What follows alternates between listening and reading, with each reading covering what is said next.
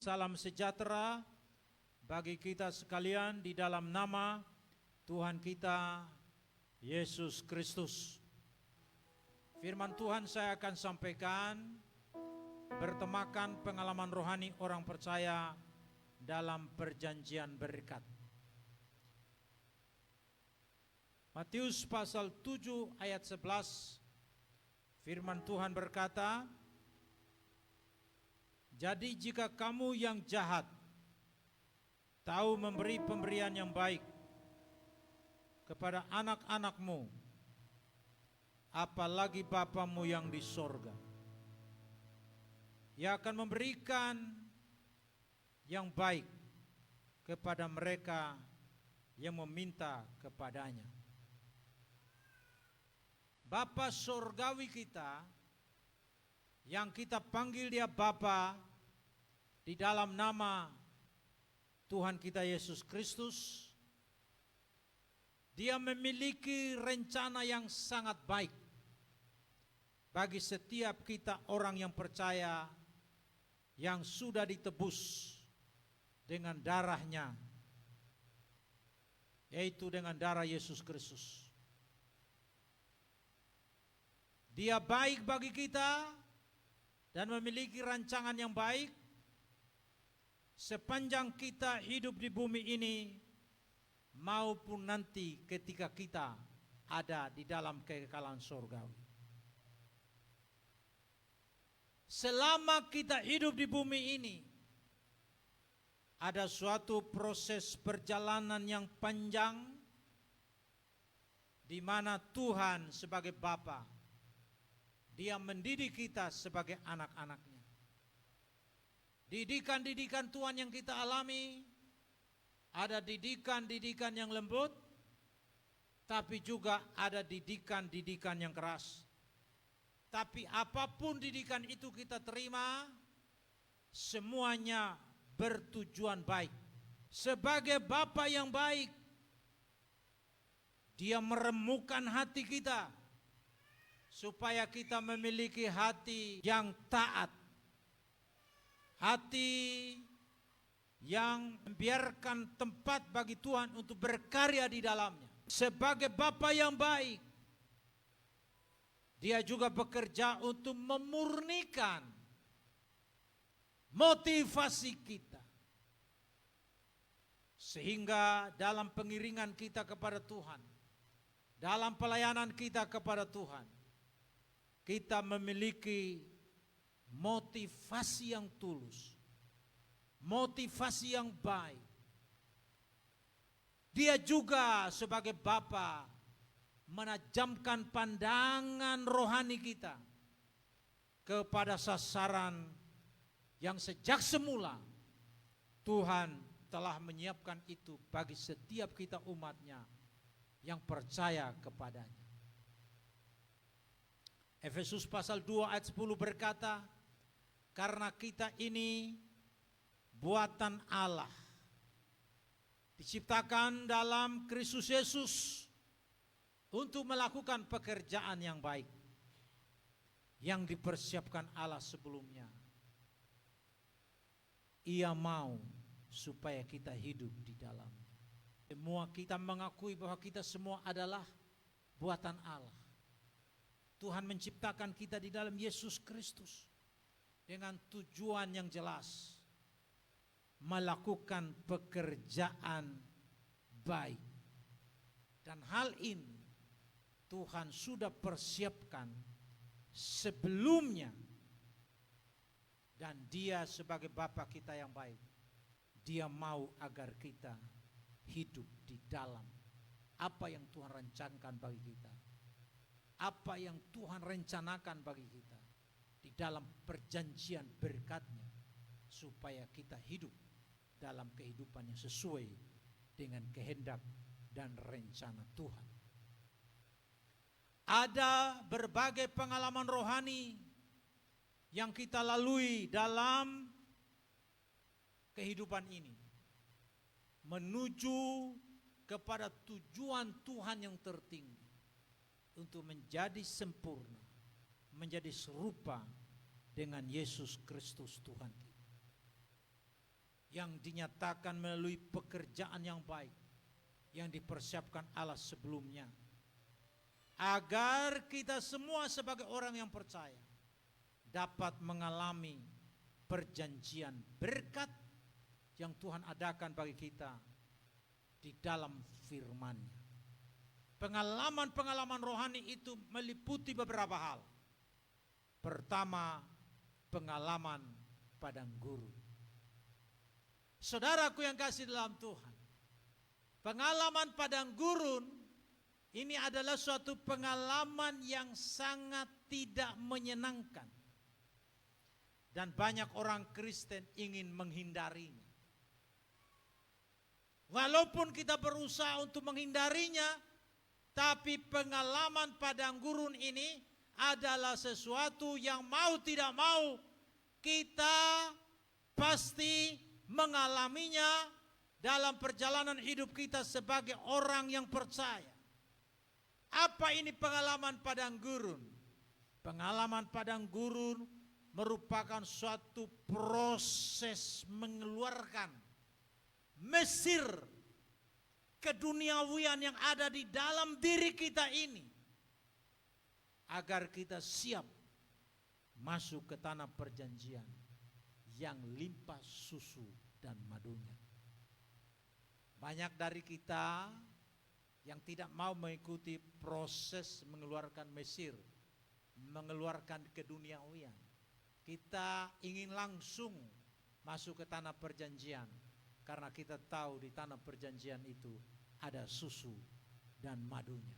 Sebelum kita masuk ke dalam berkat perjanjian, Tuhan membawa kita untuk memasuki suatu pengalaman padang gurun dengan tujuan supaya semua sifat karakter yang buruk yang pernah kita belajar dari Mesir dunia ini harus dikeluarkan, harus disingkirkan dari dalam diri kita sebelum kita masuk ke tanah perjanjian, di mana kita akan menikmati kelimpahan susu dan madunya.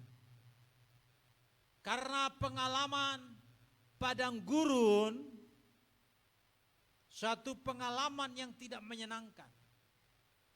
Pengalaman di mana di sana ada onak dan duri. Dan hal ini tentu tidak menyenangkan.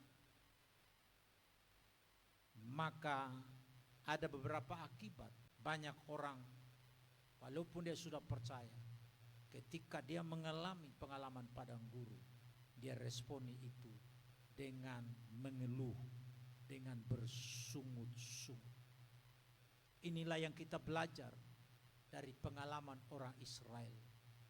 Kuasa Tuhan begitu nyata dinyatakan dalam perjalanan kehidupan mereka. Tapi ketika mereka masuk ke padang gurun, ada onak dan duri dan berbagai pengalaman yang buruk mereka alami di padang gurun itu. Mereka tidak meresponinya dengan sikap yang benar, tetapi mereka justru bersungut-sungut. Dan karena itu dalam perjalanan kehidupan mereka, mereka tidak mengalami kebahagiaan yang sejati. Hal yang sama bisa terjadi dengan kita. Pada saat Tuhan membawa kita dalam pengalaman padang gurun ini, ketika kita bersungut-sungut, ketika kita mengeluh, maka di dalam kita mengeluh tidak mungkin ada kebahagiaan sejati kita alami dalam sikap yang seperti itu.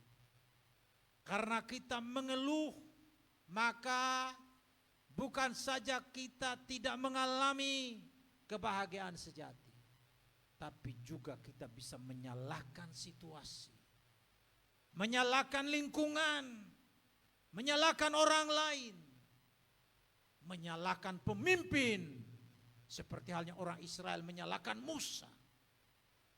Dan lebih daripada itu, menyalahkan Tuhan sendiri. Saudaraku yang kekasih, orang-orang Kristen ketika dia berada di padang gurun kehidupan, Dia mengeluh, tidak mengalami sukacita sejati, tidak mengalami kebahagiaan sejati. Sering menyalahkan situasi, menyalahkan orang lain, menyalahkan pemimpin, menyalahkan Tuhan. Maka orang-orang Kristen yang demikian tidak akan pernah terbiasa dengan lawatan Tuhan secara pribadi dalam hidupnya. Kekristenan bagi dia hanya sekedar agama. Padahal kekristenan merupakan suatu hubungan antara kita sebagai anak dengan Bapa kita di surga. Dan sebagai orang yang percaya, kita seharusnya terbiasa atau familiar dengan lawatan-lawatan Tuhan secara pribadi yang kita alami dalam kehidupan mereka. Tanpa mengalami lawatan Tuhan, tidak akan mungkin kita mengalami Tuhan dalam kehidupan ini. Maka kekristenan kita hanya sekedar sebuah agama. Orang yang seperti ini tidak akan pernah merasakan gairah dalam ibadah. Tidak akan merasakan gairah di dalam mendengar firman. Dia tidak memiliki kesukaan untuk melakukan firman Tuhan. Dia tidak memiliki gairah untuk berdoa, untuk memuji, untuk menyembah Tuhan. Dia tidak bergairah di dalam kita mendengar dan menerapkan firman Tuhan dalam kehidupan ini.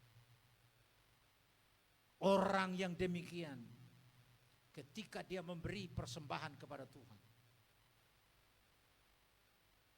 tidak memiliki makna apa-apa. Karena dia melakukan itu bukan berdasarkan iman, bukan berdasarkan kasihnya kepada Tuhan, tapi semata-mata dia lakukan itu hanya karena suka atau tidak suka, hanya terdorong oleh perasaan, senang atau tidak senang. Kalau lagi senang dia lakukan, kalau lagi tidak senang dia tidak lakukan. Pemberian yang seperti ini tidak memiliki makna apa-apa. Dan inilah yang dilakukan oleh mereka ketika mereka mengalami pengalaman padang gurun itu. Maka suka menyalahkan Tuhan, menyalahkan situasi. Sehingga ketika memberi kepada Tuhan, pemberiannya itu hanya sekedar suatu rutinitas tanpa makna. Karena dia tidak melakukan itu berdasarkan cinta dan kasihnya kepada Tuhan. Ini adalah pengalaman pertama dalam perjalanan hidup kita sebagai orang yang percaya, pengalaman padang gurun. Kemudian yang kedua, pengalaman padang rumput.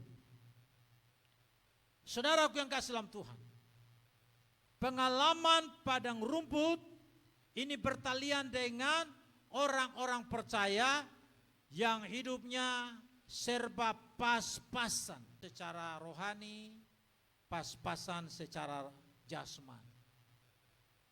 Karena pas-pasan, maka itu hanya cukup, hanya pas-pasan untuk diri sendiri. Oleh karena itu orang-orang Kristen yang ada dalam pengalaman padang rumput ini belum bisa berbuat banyak untuk menjadi berkat bagi orang lain, dan juga belum bisa berbuat banyak untuk menjadi berkat bagi pelayanan pekerjaan Tuhan. Tuhan menginginkan sebenarnya supaya kita itu bukannya sekedar mengenal kebenaran, tapi juga kita mau menerapkannya dalam kehidupan kita sekalian. Mazmur 32 ayat 8 dan 9 berkata, Aku hendak mengajar dan menunjukkan kepadamu jalan yang harus kau tempuh. Sebagai Bapa, Tuhan menginginkan agar sebagai anak-anak kita memiliki roh yang suka diajar, karena Dia adalah Bapa kita yang mau mengajar jalan-jalannya bagi kita sekalian sebagai anak-anaknya. Sebagai Bapa yang baik, Tuhan menginginkan agar kita semua menjalani kehidupan kita sesuai dengan petunjuk yang Tuhan tunjukkan di dalam kita menempuh proses perjalanan kehidupan kita sebagai orang yang percaya. Tuhan mau agar kita ini mengarahkan telinga kita menerima nasihat dari Tuhan. Ada nasihat-nasihat dari Tuhan yang tidak Tuhan nyatakan itu dengan bersuara, dengan mengajar, dengan menunjukkan kepada kita jalan yang harus kita tempuh. Tapi juga Tuhan memberi nasihat cukup dengan matanya tertuju kepada kita sekalian. Sebagai suami istri yang memiliki kedekatan hubungan dalam keluarga, ada saat di mana suami istri itu tidak perlu berbicara. Hanya dengan main mata, istri sudah mengerti apa yang dimaksudkan oleh suaminya. Hanya dengan main mata, suami sudah mengerti apa yang dimaksudkan dengan main mata istri. Saudara, cara Tuhan memberi nasihat kadang-kadang dengan mata yang tertuju kepada kita. Kita sudah mengerti apa maksud Tuhan dengan main mata kepada kita sekalian. Tapi ini hanya bisa terjadi kalau kita memiliki hubungan yang dekat dengan Tuhan. Tetapi ada banyak orang Kristen dalam pengalaman padang rumput ini. Mereka bagaikan kuda, mereka bagaikan bagal yang tidak berakal, yang kegarangannya harus dikendalikan dengan tali les dan kekang. Kalau tidak, dia tidak akan mendekati kita. Tuhan tidak mau kekristenan kita sama seperti kuda dan bagal, tetapi dia mau supaya sebagai orang Kristen kita menjadi anak-anaknya yang mau mendengar apa menjadi ajarannya dan berjalan sesuai dengan apa yang dia tunjukkan, dan kita juga mau mengarahkan pandangan kita pada matanya yang tertuju dalam hal memimpin dan menuntun kita sekalian. Yang ketiga, pengalaman kebun buah-buahan. Pengalaman kebun buah-buahan ini bertalian dengan orang Kristen yang hidupnya ketika dia ada dalam pengalaman ini, dia mulai menerapkan kebenaran dalam hidupnya. Standar bagi dia dalam menjalani hidup bukan kebenarannya sendiri, bukan kebenaran orang lain, tapi kebenaran Tuhan, kebenaran firman-Nya. Ketika kita berada dalam pengalaman kebun buah-buahan ini, kita mulai memiliki kesukaan untuk dapat menerapkan kebenaran firman Tuhan dalam hidup kita. Kebenaran firman Tuhan ini menjadi acuan bagi kita dalam membangun kehidupan kita, membangun rumah tangga kita, membangun hubungan dalam berpacaran, membangun hubungan dalam pertunangan, membangun hubungan di dalam pergaulan. Firmanlah yang menjadi satu-satunya dasar kebenaran bagi kita di dalam menerapkan kebenaran itu sebagai dasar dalam membangun kehidupan kita, supaya kita dapat menikmati berkat perjanjian yang Tuhan janjikan bagi kita semua. Orang yang berada dalam pengalaman kebun buah-buahan ini juga mengalami berkat-berkat dari Tuhan, baik itu berkat-berkat jasmani, demikian juga berkat-berkat rohani. Karena dia sudah mengalami berkat-berkat rohani, berkat-berkat jasmani dari Tuhan, maka dia juga akan berbagi berkat-berkat yang dia miliki, yang dia terima dari Tuhan sehingga dia bukan hanya menjadi berkat bagi dirinya sendiri, tapi juga menjadi berkat bagi orang lain. Dia berbagi dengan orang lain apa yang menjadi berkat Tuhan yang dia terima, baik itu berkat-berkat jasmani maupun berkat-berkat rohani.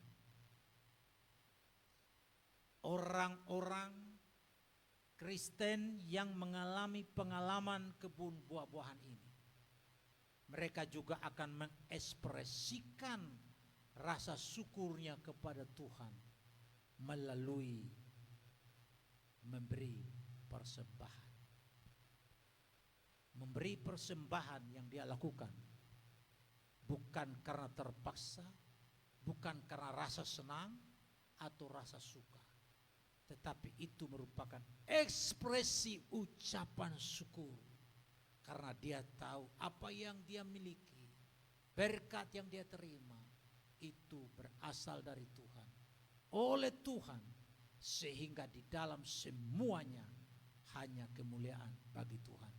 Dan karena dia mau memiliki rasa syukur kepada Tuhan, yang mengakui apa yang dia miliki berasal dari Tuhan, dia ekspresikan melalui persembahan yang dia lakukan, bukan karena terpaksa, tapi karena cinta kepada Tuhan, karena kasih kepada Tuhan, karena imannya kepada Tuhan, dia lakukan itu.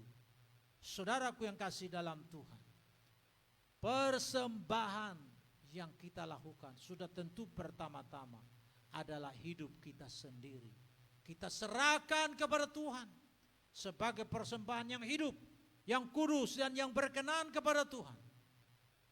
Tapi juga Tuhan mau agar kita mempersembahkan apa yang menjadi milik yang Tuhan percayakan untuk kita kelola. Kita persembahkan juga kepada Tuhan. Ada dalam bentuk persembahan khusus, ada juga dalam bentuk persepuluhan dan sebagainya. Ketika seseorang dia mengalami pengalaman kebun buah-buahan ini, maka memberi persembahan kepada Tuhan itu menjadi kesukaan bagi dia. Saudaraku yang kasih dalam Tuhan, dalam situasi sulit seperti yang sedang kita hadapi karena corona ini, mungkin ada di antara kita yang mengalami kekurangan. Dan karena kita mengalami kekurangan, maka ketika kita mendapatkan berkat-berkat khusus dalam kehidupan kita, baik melalui usaha kita, melalui pekerjaan kita, demikian juga cara Tuhan membantu dengan cara yang lain. Karena kita merasa bahwa hidup kita pas-pas, hanya cukup untuk diri kita, maka kita dapat memberi alasan untuk tidak mengekspresikan syukur kita kepada Tuhan melalui memberi persembahan. Orang yang sudah berada dalam pengalaman kebun buah-buahan ini, mereka juga akan mengambil bagian dalam pelayanan pekerjaan Tuhan. Melayani bagi dia bukanlah sesuatu yang terpaksa dan dipaksa-paksa, tapi itu merupakan suatu kebahagiaan karena dia terlibat di dalam sebuah pelayanan. Baik itu dalam pelayanan di gereja sebagai pemusik, sebagai WL, sebagai singers. Demikian juga pelayanan-pelayanan keluar dalam bentuk penginjilan pribadi, penginjilan massal, mendoakan orang sakit, dan berbagai pelayanan sosial. Semua dilakukan dengan penuh sukacita, tidak terpaksa. Dia lakukan dengan penuh sukacita. Saudara yang kasih dalam Tuhan, dalam pengalaman kebun buah-buahan ini, sebagai orang yang percaya kepada Tuhan, ada suatu peringatan bagi kita untuk kita selalu waspada. Karena iblis, dia menjerat orang-orang dalam pengalaman seperti ini dengan 3 jeratnya, yaitu menukar keakraban dengan Tuhan dan digantikan dengan kesibukan dalam pelayanan. Kita berpikir dengan kita sibuk dalam pelayanan, Tuhan berkenan dengan kesibukan seperti itu. Lalu kita melupakan keintiman kita dengan Tuhan dalam hubungan kita sebagai bapa dengan anak. Saudara, ini adalah jerat daripada setan. Biarkan kita sibuk dalam pelayanan tanpa kita memiliki keakraban, keintiman dengan Tuhan sebagai bapa kita. Kita terus mengambil bagian dalam pelayanan, tapi kita tidak menantikan Tuhan dalam doa dan puasa. Kita tidak menantikan Tuhan dalam pujian dan penyembahan. Dan kita juga tidak mengikuti petunjuk Tuhan. Kita lakukan semua itu hanya karena tugas.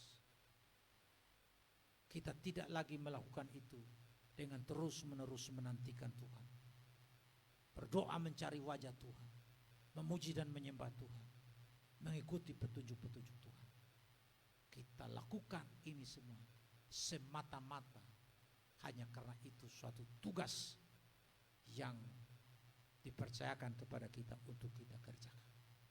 Ini merupakan jerat yang dipasang iblis ketika kita ada dalam pengalaman kebun buah-buahan ini, yang perlu kita waspadai agar kita tidak menukarkan keintiman kita dengan Tuhan, tetapi pelayanan yang kita lakukan harus keluar dari suatu hubungan yang akrab dengan Tuhan. Pelayanan yang kita lakukan harus keluar dari kita menantikan Tuhan dan berdasarkan petunjuk-petunjuk dari Tuhan di dalam kita mengerjakan tugas pelayanan itu. Dia akan puas dengan pengalaman kebun buah-buahan ini, sehingga tidak lagi memiliki gairah rohani untuk terus bertumbuh untuk mencapai keserupaan dengan Yesus. Dia merasa puas sampai pada titik ini. Dia mengalami stagnasi dan tidak maju-maju lagi. Ini merupakan suatu jerat yang dipasang iblis, sehingga kita harus berhati-hati. Sebagai orang yang percaya, kalau kita sudah sampai pada pengalaman ini, kita tidak boleh berpuas diri, tetapi kita terus maju untuk mengalami pertumbuhan yang lebih lagi dalam pengalaman rohani kita, dalam pengalaman iman kita, dalam persekutuan kita dengan Tuhan sebagai Bapa, sebagai Gembala, dan sebagai penguasa yang satu-satunya dalam kehidupan kita sekalian. Keempat, yang terakhir, pengalaman jalan salib. Pengalaman jalan salib ini merupakan suatu pengalaman yang menuntut suatu pengorbanan yang sangat-sangat mahal. Karena pengalaman di jalan salib ini suatu pengalaman di mana keakuan kita ini diremukkan, dihancur lulukan, sehingga pada akhirnya kita sampai pada suatu keputusan, bukan kehendakku, tetapi kehendak Tuhan yang terjadi dalam hidupku. Saudara yang kasih dalam Tuhan, ini bukan sesuatu yang mudah. Jalan salib ini menuntut pengorbanan yang luar biasa. Jalan salib ini adalah kesediaan kita untuk mati terhadap daging kita, mati terhadap keangkuhan kita, mati terhadap kesombongan kita, mati terhadap pemberontakan kita, mati terhadap keakuan kita. Dan benar-benar apa yang kita lakukan ini bukan kehendak kita, tetapi kehendak Tuhan. Pengalaman jalan salib inilah yang membuat kita sebagai orang yang percaya rela berkorban dalam hal apa saja kita rela berkorban, menyediakan waktu, tenaga, pikiran, talenta, keterampilan-keterampilan yang kita miliki, harta benda dan keuangan untuk kita gunakan bagi kemuliaan Tuhan, bagi pelayanan kerajaan Allah. Walaupun orang itu begitu kaya, belum tentu dengan kekayaan yang dia miliki dia akan rela untuk dia berikan bagi pekerjaan pelayanan, bagi pembangunan tubuh Kristus, bagi perluasan kerajaan Allah. Belum tentu. Tetapi walaupun orang itu miskin seperti janda Sarfat, tapi karena hatinya sudah diremukan, bukan dia lagi tetapi Tuhan, maka ketika Elia meminta untuk diberikan pertama-tama kepada dia, dia tidak berkata, pendeta ini tidak tahu malu, tidak tahu diri. Dia sudah tahu saya ini janda miskin, tapi dia masih minta untuk diberikan kepadanya terlebih dahulu. Sedangkan saya sendiri pun bersama anak saya sebenarnya tidak cukup. Tetapi Bapak Ibu Saudara, karena wanita ini dia percaya firman Tuhan, hidupnya bukan dia lagi, tapi Kristus yang hidup di dalam dia. Bukan keakuannya lagi, tetapi Tuhan. Maka dia rela meninggalkan kepentingan sendiri dan mengutamakan kepentingan Tuhan dan kerajaannya, sehingga dia belajar untuk memberi terlebih dahulu kepada Elia sebagai hambanya. Saudara, ini merupakan suatu pengorbanan yang tidak bisa dilakukan oleh seseorang kalau dia belum menjalani suatu pengalaman jalan salib. Apakah kita semua yang ada di tempat ini mau diremukan melalui jalan salib ini? Sehingga bukan kehendak kita lagi yang kita lakukan, tapi kehendak Tuhan. Bukan kesombongan, bukan kedagingan, bukan keangkuhan, bukan pemberontakan kita. Tapi benar-benar kita tunduk pada otoritas Tuhan. Kita tunduk pada pemerintahan Tuhan untuk melakukan kehendaknya. Orang yang sudah sampai pada pengalaman jalan salib, dia tanpa didorong-dorong, tanpa dipaksa-paksa, orang yang seperti ini akan menyediakan waktunya, tenaganya, pikirannya, keterampilan yang dia miliki, tenaga yang dia miliki, keuangan dan harta benda yang dia miliki untuk mendukung pelayanan kerajaan Allah. Baik di dalam gereja di mana dia menjadi anggotanya, demikian juga dalam pelayanan-pelayanan yang dilakukan di luar gedung gereja. Kita akan senang untuk terlibat dalam berbagai pelayanan dan menggunakan potensi yang kita miliki. Bahkan ketika saudara mungkin melihat yang terjadi dalam ruangan ini, mungkin masih kurang, ini kurang, itu kurang, ini kurang, itu.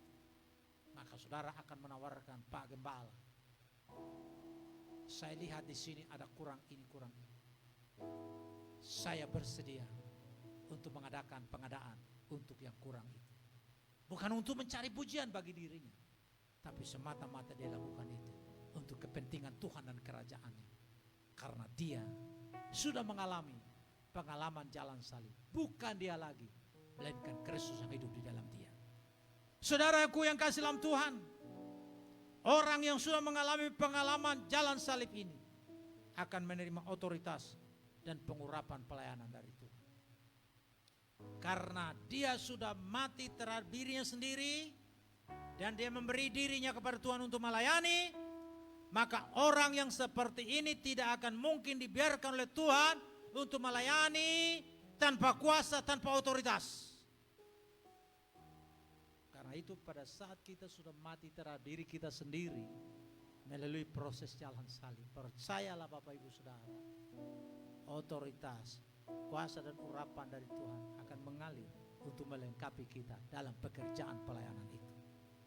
Orang yang sudah mengalami jalan salib ini akan selalu siap menantikan kedatangan Tuhan Yesus yang kedua kali. Dia bukan saja siap, tapi dia juga mengambil bagian dalam mempercepat hari kedatangan Tuhan yang kedua kali dengan terlibat dalam memberitakan Injil Kerajaan. Apakah kita semua yang ada di tempat ini memiliki kerinduan untuk Yesus segera datang? Tunggu dululah, jangan Tuhan datang dululah. Soalnya beberapa bulan ke depan saya punya rencana mau nikah. Rencana ke depan saya masih mau bepergian ke satu tempat. Nanti saya tidak akan sampai ke tempat itu kalau Tuhan Yesus sudah datang. Saudaraku yang kasih dalam Tuhan, tempat yang kita tuju itu tidak ada arti apa-apanya dibandingkan dengan keindahan surga yang Tuhan sudah sediakan bagi setiap kita yang percaya kepada-Nya. Karena itu seseorang yang sudah sampai pada pengalaman jalan salib ini, bukan kehendakku melainkan kehendak Tuhan yang terjadi. Dia itu mempunyai suatu kerinduan untuk Tuhan segera datang. Dan dia juga ingin mempercepat kedatangan Tuhan dengan melibatkan diri dalam memberitakan Injil Kerajaan. Yesus berkata, dan Injil Kerajaan ini akan diberitakan di seluruh dunia menjadi kesaksian bagi semua bangsa. Sesudah itu barulah tiba kesudahan. Yesus datang yang ditandai dengan kesudahan alam ini hanya bisa terjadi kalau Injil Kerajaan sudah diberitakan di seluruh dunia menjadi kesaksian bagi semua bangsa. Oleh karena itu, orang-orang yang sudah ada dalam pengalaman jalan salib ini, mereka memiliki kesiapan untuk menantikan kedatangan Tuhan Yesus yang kedua kali.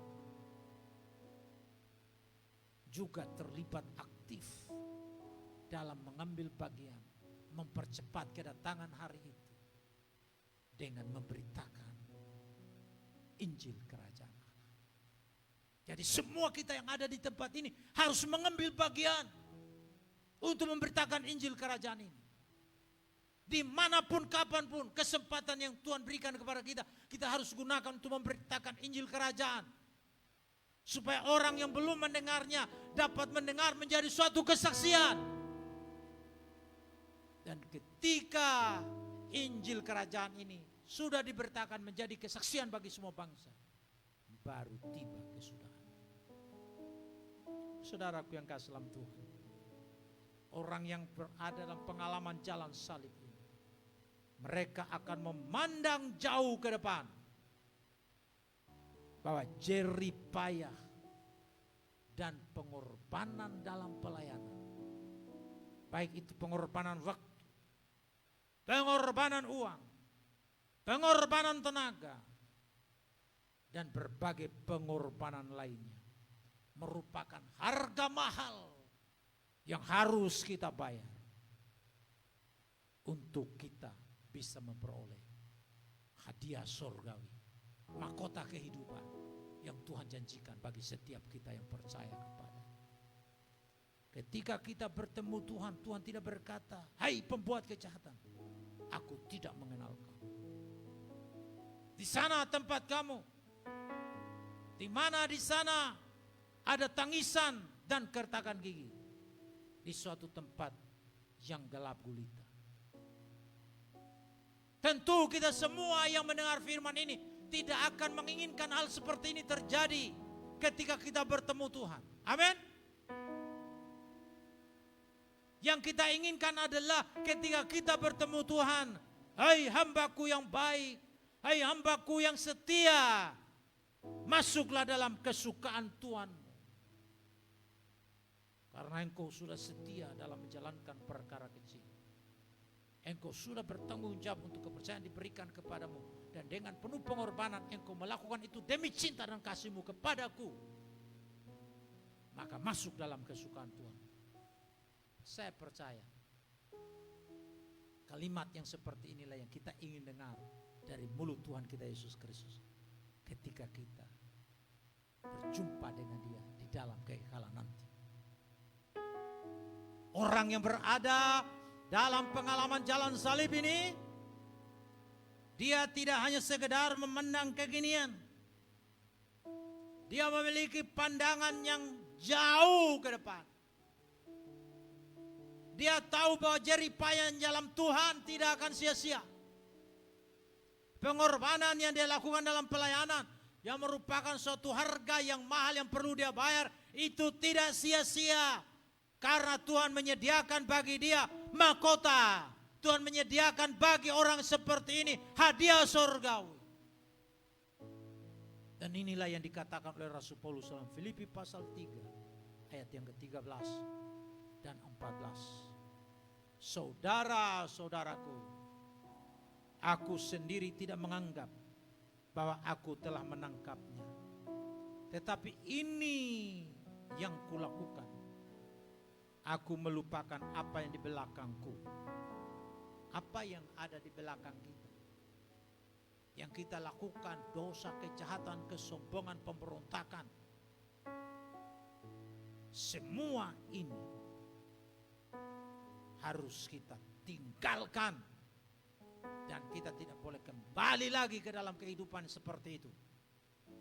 Sebab kalau kita kembali dalam kehidupan seperti itu, Alkitab mengatakan orang seperti itu sama dengan anjing yang kembali ke muntah. Sama dengan babi yang kembali ke kubangannya. Paulus katakan, aku melupakan apa yang telah di belakangku dan mengarahkan diri kepada apa yang di hadapanku. Paulus memiliki pandangan yang jauh ke depan. Dan karena itu dia berkata dan berlari-lari kepada tujuan untuk memperoleh hadiah, yaitu panggilan sorgawi dari Allah dalam Kristus Yesus.